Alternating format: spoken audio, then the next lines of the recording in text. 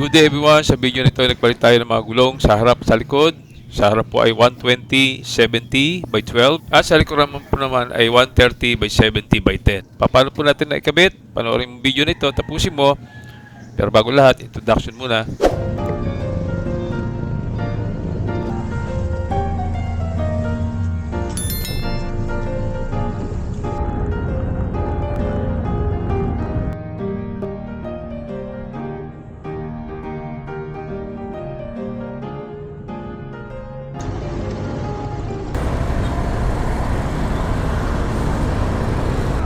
Okay, so good morning everyone. It is Pastor Man. So ngayong umaga, tinetesting po natin yung ating pong gulong.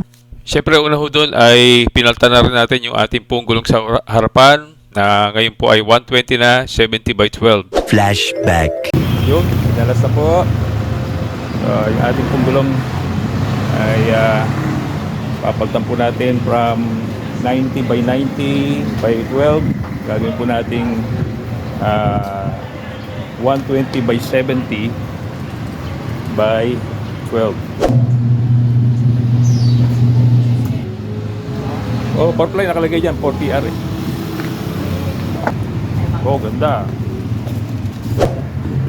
25. Ayun, 2025 ang manufacturing date. Tapos ito yung size 120/70 by 12.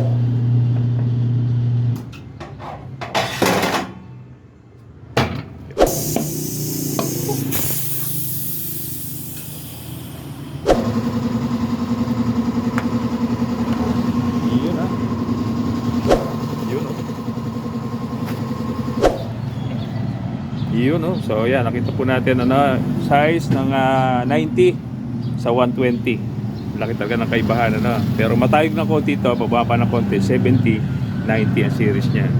Pero hopefully magkaroon ng pagkakaiba sa ating takbo. Okay, thank you. End of flashback. Nagpalit po tayo ng panibagong gulong sa likod. Ginawa po nating 130/70 10. Opo, so mas wide. Mas tinignan natin, baka maging mas pakinabang para hindi na po sway yung ating pong Honda Navi. Flashback. Okay guys, so bumili tayo ng panibagong gulong para po sa rear tire po ng ating Honda Navi. So binili natin sa Shopee po ito. Kasya kaya ito sa ating Honda Navi? Buksan natin. Kasya. Kasya kaya? O kakasya kaya? So 130/70 by 10. Okay guys, ito po yung ating Honda Navi. At ito po yung ating gulong. Yung ating kung gaano kalaki ang size niya. Yan po. So una, tatanggalin natin yung tire hugger para po mailapat po siya doon. Pero siyempre, pag dinalak po yan sa vulcanizing, wala na po yung tire hugger. Okay, so this time, siyempre, bubuksan natin, tingnan natin kung ano talaga yung, niya. 130/70 10. Okay, so, yun nga lang, manufacturing date, 2020. Nagtataon na. Hindi ko alam kung tatagal ito, So, pakiwari ko, yun po yung pinaka, 5/18/2020, ang manufacturing date. Kaya, okay lang.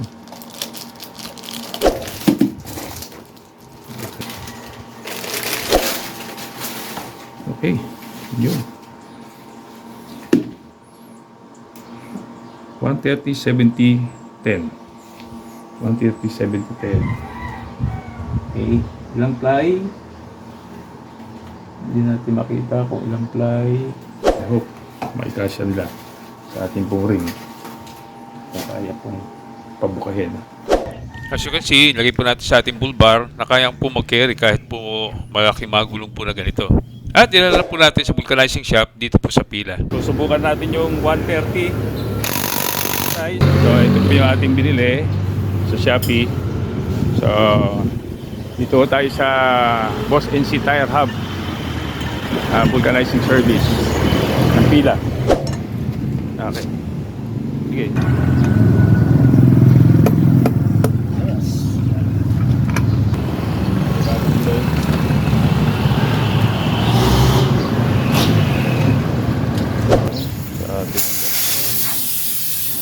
Walang hangin. Yung 12, swak na swak eh na. Uy, puno!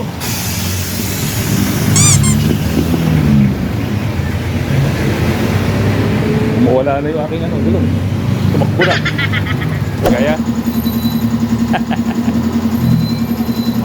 Malayo sa asinta. Pili. Oo. Wala siyang extra pampaliit. Wala pa kami ng extension. Binibili pa yun. Binibili pala yun. Hindi kasama sa set. Sa set. Okay. Sige. May basahan ka para hindi maanong rim. Okay, so yun. Meron siyang pang matalalay ng rim.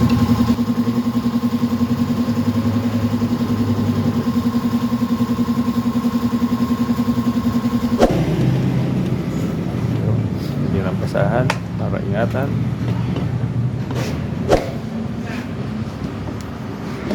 Alright. Ate bumasa, no? Kanina payat, ano? So, ayan. Kumpara po dito, laki talaga ng diferensya. Rotation, ha? Moment of truth. Malaman natin kung talagang magkakaigi. Yun. Pasok naman. Pasok. Dapat. Ha? Dapat. Yun.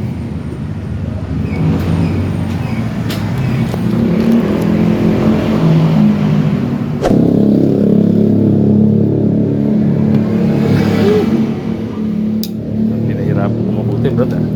Yo, bumilog din pati ha. Lumiit na. Dumi ito. Ganyan din to eh. Nung una, lapad-lapad na to eh. Sabi ko parang hindi papasok ka. Pero pumasok din naman. Yun. So, moment of truth. Hahanginan po. Para makita natin kung... huwag munang kahanginan. Para may shoot doon. Bawasang pahangin. Lumapat na. Oo, lumapat lang. Oo. Kasi ari na... Hangin ang Oo, yun. Tama. Yun ang diskarte. Para lang. Okay, so pagkakataong linisin yung kung kailangan itagilid ko para umangat, tatagilid natin, ha? Ituwari ko yung igagano ko yung pasok. Oh, ang bihira talaga naman. Yun lang, yun.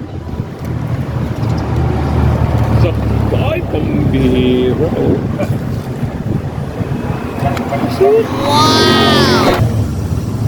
Okay, so yun. Pasok naman. Tarhager lang ang pag-aaralan ko kung paano kayo papasok. May tarhager pa yan eh. Tsaka, ang luwag pa eh. No? 30. Ha? 30? 35 mo? 36 yata ang yan eh. 36. Luwag pa, Luwag pa. Yung iba nga ginagawang 12 yan eh. Pero pag pinosi naman, binabakbak na to. Ginagrinder na yung web na yun. Oo, pero delikado yun. After na yun eh, modification na yun. Huli ka na nun. Huliin ka na nun. Yan, 10 lang kung 10. Ang gagawin mo lang talaga yung goma lang ang iwa-wide mo. 36, Brad? 36 po. Okay, sige. Ganda. Ayos. Ha? Ayos. Lupit, Iba ang datingan talaga pagka-white tire. Talagang sasakto lang siya sa rim kahit malapit. Oh.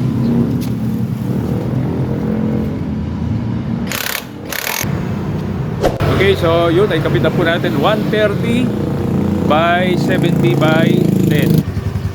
Pasok naman siya sa ating pong Honda Navi. Okay, so hopefully pumasya po yung ating tire hanger. Okay, so yun, ay kapitan po natin yung ating pong Honda Navi tire na 130 by 70 by 10.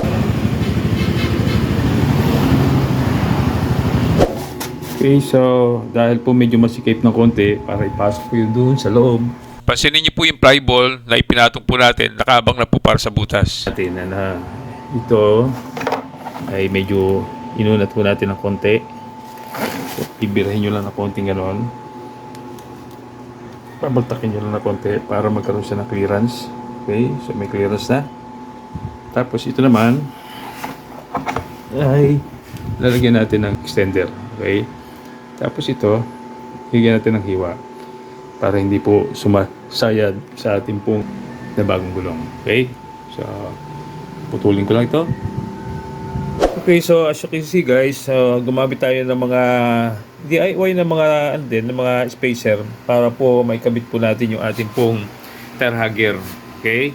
So, meron po akong mga gamit na dito mga fly balls na doon pa sa dati kong Motorstar na motor, 150cc. So, wala namang specific na grams. Pero kahit anong basta malapad-lapad ng konting ganito. So, ang ginawa ko po, so bumili ako ng mahaba po ng mga tornilyo. So, hindi mo kinakailangan kung allen wrench, makakabili ka mas mahaba. Di well and good. So, ang ginawa ko po, yun.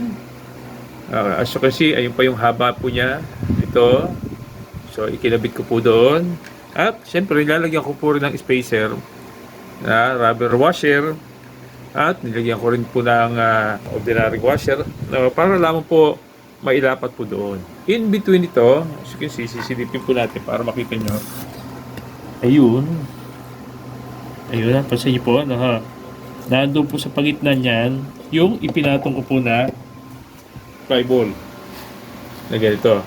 Okay, so, ang clearance na tinaas ko po ay sintaas po ng clearance ng fly ball po na ito. So, kung yan ko po ito, siguro mga higit 1 centimeter ang kanya pong height o lapad po niya o yung kanya pong taas, yun po ang nasa ilalim po nitong aking hugger. The same, doon po sa dulo po na yon na ganoon din. Nilagyan ko po rin ng spacer po na fly ball. Kung meron po yung makikita na rubber bushing, mas mainam para may konti pong sikip ng konti. Pero kung ginawa ko kasi, itong fly ball na ganito, ay sinamahan ko po ng spacer na plastic na washer. Yan. So, ganyan po ang nangyari sa akin pong hugger. Okay? So, sa pagitan po nitong hugger, sa ibabaw po yung washer na steel. Okay? Ayun. Pagkatapos po ay nasa ilalim po mayroong rubber na washer. Tapos fly ball. Okay? Pagkatapos po, nakapasok po sa pinaka-bracket po na nandun sa ilalim. So, dulot-dulo, meron po yung naka-sandwich po na fly ball na mga luma na. So, punta kayo sa mga vulcanizing ng mga scooter ay makakahingi ho kayo nito at bibigyan kayo, mga patapon na ho yan eh.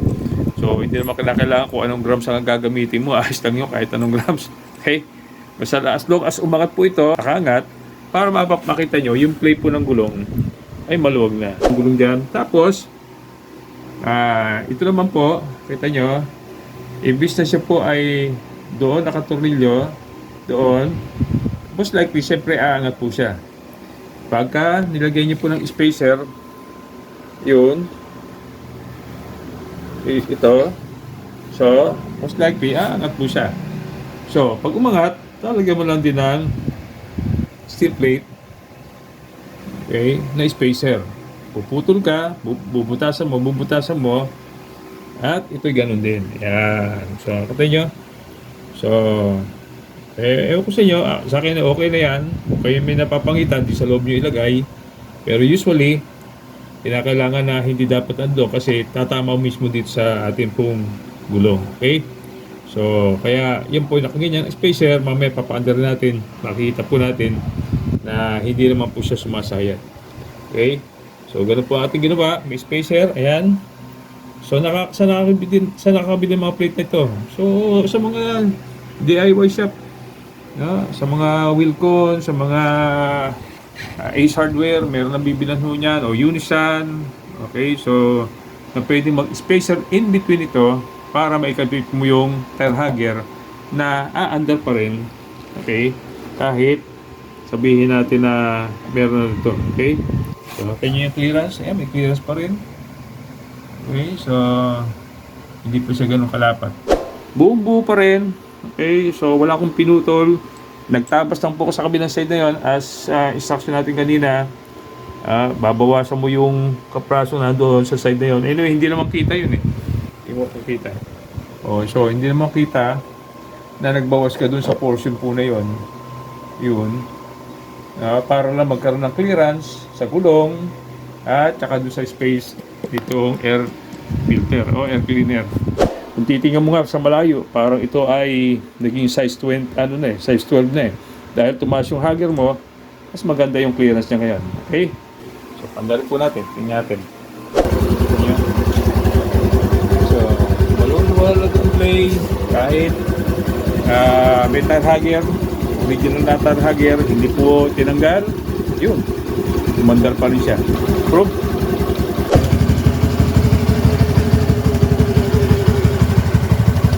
End of flashback. Alright, so yun. So, papacheck lang po natin. Kailangan maaga tayo doon po sa Honda. And now let's go to our Bible meditation this time. Our verse is found in Luke chapter 18 verse 27, and it said, "The things that are impossible with men are possible with God." Anong sabihin nito? Tatlong bagay mula po sa talata. Una po, God is everlasting while man has an ending. Sinabi po sa Psalm 90 verse 2, "Before the mountain were brought forth, or ever hast thou formed the earth and the world, even from everlasting, thou art God." So di sa talata na ito makikita po natin, ang Diyos po ay walang katapusan. Eternity past and eternity future, naroon na po siya bago pa lang itayo ang mundo. Kaya nga po makikita po natin na wala pong imposible sa Panginoon. Pangalawa, God's ways are higher than man's ways. Isaiah 55 verse 8 and 9 says, "For my thoughts are not your thoughts, neither are your ways my ways, saith the Lord. For the heaven are higher than the earth, so are my ways higher than your ways, and my thoughts than your thoughts."